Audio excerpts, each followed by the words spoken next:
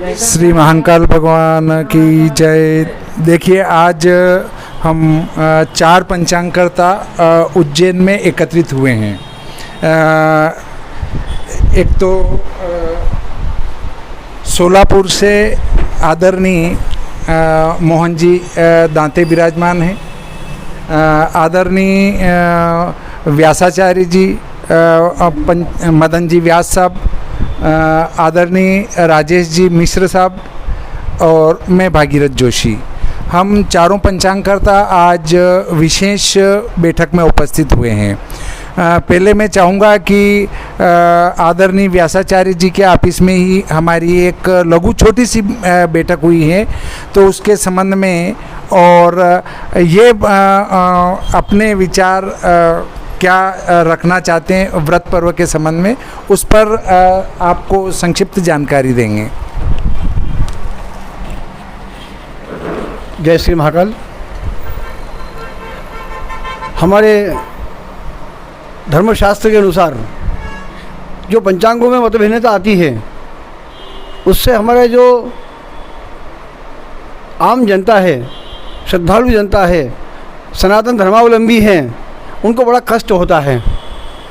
उनके कष्टों को दूर करने के लिए, उनकी भ्रांतियों को दूर करने के लिए हम आज यहाँ विचार करने बैठे हैं और निश्चित रूप से एक अच्छी व्यवस्था का हम यहाँ प्रतिपादन करेंगे, जिससे पंचांगों का सरलीकरण और अच्छा हो जाएगा और जनता के समक्ष धर्म की बातें बहुत आसान शब्दों में सामने आ जाएगी। उससे उनको धर्म का पालन करने में भी कोई समस्या नहीं आएगी। और भगवान महाकाल से यही प्रार्थना है कि हम हमारे इस प्रयास में सफल हों और जनता को इसका लाभ प्राप्त हो।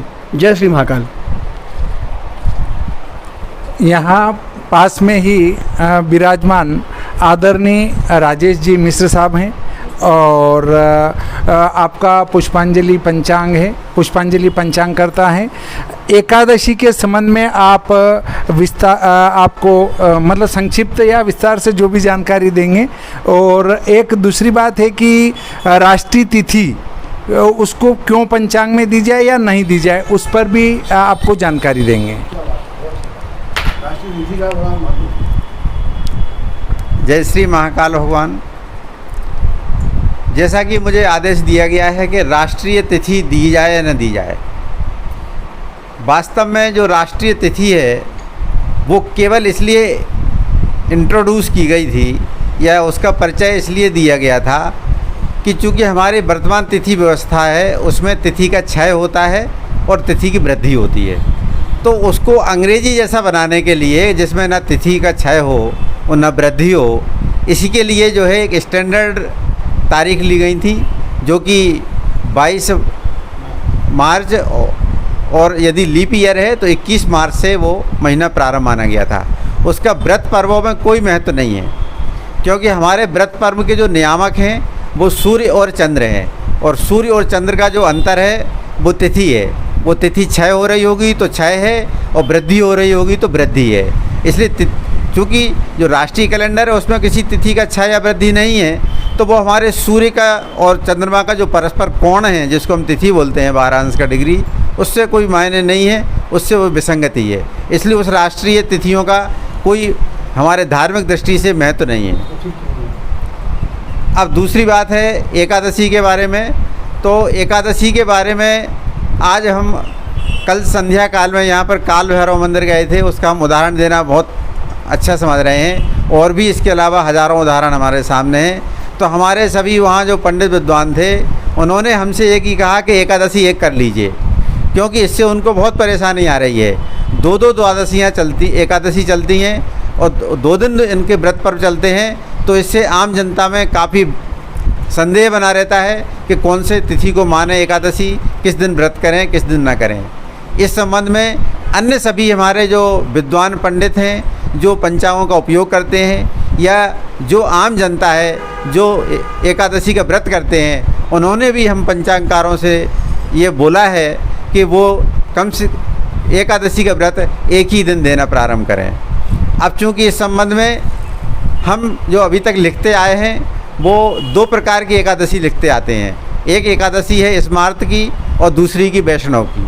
तो यहाँ पर स्मार्त और वैष्णव का जहाँ तक प्रश्न है, तो यहाँ पर आम पब्लिक में सर्वे करके हमने देखा, हर व्यक्ति से पूछ के देखा कि आप क्या हैं, आप स्मार्त हैं कि वैष्णव हैं। लेकिन पब्लिक के किसी भी व्यक्ति ने ऐसा जवाब नहीं दिया, किसी भी सनातनी धर्म वाले ने हमें ऐसा जवाब नहीं दिया कि हम वैष्णव हैं या हम स्मार्त हैं, बल्कि बेचारे वो तो इस बारे में बिल्कुल नहीं जानते हैं कि वो क्या हैं। ये भ्रम हम पंचांगकार वालों ने ही एक अनावश्यक रूप से 2-2 दिन त्यौहार दे करके और आम पब्लिक को फैला के रखा है। इसलिए मेरा इस संबंध में बिल्कुल स्पष्ट मत है कि जिस दिन एकादशी अधिकतम समय पे हो या अन्य जो निर्णय हो, उसके अनुसार एकादशी एक ही दिन व्रत बताना चाहिए। और जो अन्य अपने संप्रदाय वाले हैं, जैसे वैष्णव संप्रदाय जो साधु हैं, जो साधु ने अपना शंख चक्र गदा पद्म वगैरह अपने शरीर पर गुदवा रखा है और बाकायदा वैष्णव की दीक्षा ली है, तो वो अपने नियम के अनुसार पंचांग में देखें और उसके अनुसार निर्णय स्वयं ले लें। लेकिन हमारे जो आम जनता है या आम पब्लिक है, उसके लिए केवल एक ही दिन एकादशी का व्रत हम लोग लिखना प्रारंभ करें, ऐसा मेरा अभिमत है। धन्यवाद। आदरणीय व्यासाचार्य जी, आदरणीय मिश्र साहब ने बहुत बढ़िया जानकारी दी। अब मैं आपको बताऊंगा कि ये दांते पंचांग है। दांते पंचांग के जो संपादक हैं, लेखक हैं, पंचांगकर्ता हैं आदरणीय मोहन जी दांते साहब, आप ने एक जो है पुस्तक लिखी है, वो काल सुसंगत आचार धर्म, ये आप देख सकते हैं। ये बहुत ही उपयोगी पुस्तक है। तो आप अपनी इच्छा से जो हमें हमारे चैनल वाले को जो बताना चाहें, आप के ऊपर कोई ये नहीं है कि आपको इसी विषय पर बोलना है, बिना विषय के आप खुशी से अपना विषय चयन करके बोले। सभी विद्वानों को नमस्कार। आज मैं उज्जैन आ गया हूँ और उज्जैन में हमारी मीटिंग हो रही है।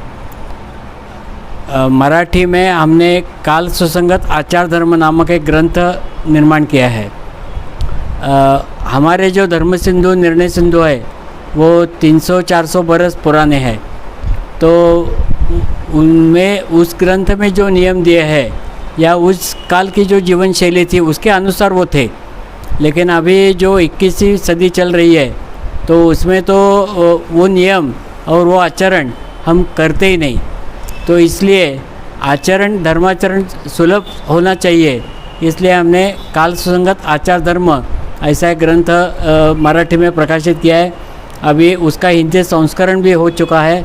तो उसका जो शुद्धिकरण है वो शुद्धिकरण के लिए हम यहाँ इकट्ठे हुए हैं और पंचांग शास्त्रार्थ के बारे में भी थोड़ी बहुत चर्चा कर रहे हैं।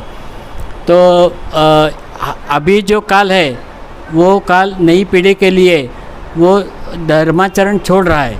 तो धर्म को पालन करने के लिए अकरणात् मंदकरणम श्रेयः, इस न्याय से ये पुस्तक का हमने प्रकाशन किया है। वो हिंदी संस्करण होने के बाद पूरे हिंदी भाषिक प्रदेश में भी वो प्रकाशित होगा। लेकिन जो पंचांग की चर्चा चल रही है, अभी देखो गुरु पूर्णिमा के बारे में कोई कहते हैं कि 23 जुलाई को है, कोई कहते हैं 24 जुलाई को है। तो पूर्णिमा का जो निर्णय धर्म सिंधु में दिया है, त्रिमूर्त व्यापिनी होनी चाहिए। जो जिस प्रदेश में त्रिमूर्त व्यापिनी हो उस प्रदेश में 24 जुलाई को होगी, और जिस प्रदेश में त्रिमूर्त नहीं होगी उसमें वो 23 जुलाई को होगी गुरु पूर्णिमा।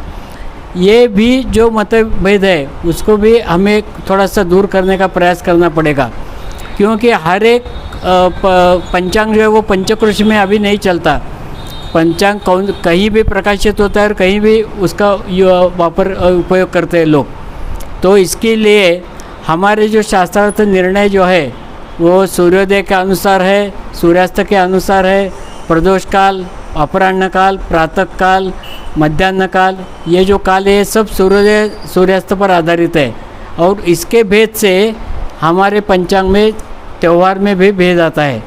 तो इसलिए मेरी इच्छा ऐसी है कि हमारा जो उज्जैन है संपूर्ण भारत का मध्य बिंदु, तो उज्जैन के सूर्योदय के सूर्यास्त के अनुसार अगर हमने सभी व्रत त्योहारों का निर्णय किया तो पूरे भारत में एक ही व्रत त्यौहार हो सकता है।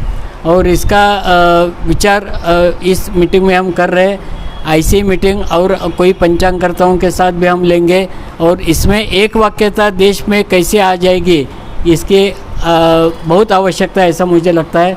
इसलिए हम एकत्रित मीटिंग करके ये विचारधारा सभी लोगों के लिए दे रहे हैं। आदरणीय मोहन जी दांते साहब को बहुत बहुत धन्यवाद, अच्छी जानकारी दी। आप देखेंगे कि आप जो है आपका पंचांग 150 साल पुराना, नहीं 110 110 वर्ष पुराना आपका पंचांग है और आपके दादाजी के समय से ही पंचांग चला आ रहा है। और प्राचीन कुछ पंचांगों में मैंने आपके दादाजी का, पिताजी का नाम पढ़ा है कि धर्म सभा में ये निर्णय में ये उपस्थित थे। अर्थात एक जो प्रख्यात पंचांगकर्ता हैं वो आज हमारे साथ विद्यमान हैं और व्यासाचार्य जी की कह नहीं सकते हैं क्योंकि स्वयं भगवान कृष्ण जो है आपके परिवार में आपके पितृपुरुषों से 32 पीढ़ी पहले शिक्षा ग्रहण करके गए हैं। और आदरणीय मिश्र साहब ने भी बताया कि दादाजी भी पंचांग निकाला करते थे। तो मैं ही एक ऐसा प्राणी हूँ जो मैंने पहली बार पंचांग चालू किया है और जो मैं पूर्व के वीडियो में एक जानकारी दे चुका हूँ कि ये जो व्यास पूजा गुरु पूर्णिमा कब की जाए वो मैंने भी 23 जुलाई के संबंध में ही वीडियो बनाया है जो कि दांते साहब ने बताया है। तो ये कह सकते हैं कि 23 जुलाई को शास्त्र संगत है व्यास पूर्णिमा, गुरु पूर्णिमा और व्यास पूजा। तो हम इसी विषय को लेकर पंचांगों के कुछ महत्वपूर्ण बिंदु को लेकर आज यहाँ 4 पंचांगकर्ता एकत्रित हुए और व्यर्थ की कोई यहाँ दिखाने के लिए कुछ भी रखा नहीं गया है। एक सादगी भरी मीटिंग रखी है जिसमें किसी गैर पंचांगकर्ता को आमंत्रित नहीं किया गया, सिर्फ पंचांगकर्ता ही बैठे और सिर्फ पंचांग और शास्त्र और धर्मशास्त्र पर ही हमने चिंतन, मनन और चर्चा की। इस प्रकार आज का प्रकरण यहीं समाप्त करते हैं। श्री भोलेनाथ की जय, महाकाल भगवान की जय।